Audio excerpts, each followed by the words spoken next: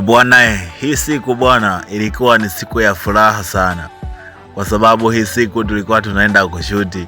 Kwa hiyo shangwe na vigeregere njiani vilikuwa vingi sana. Kama mjuavyo mambo ya location, nadhani wasanii ma content creator najua wanajua mambo jinsi yanavyokuaga, mnavyokuwa njiani, utani nini, kwa hiyo ndo hivyo ndugu zangu.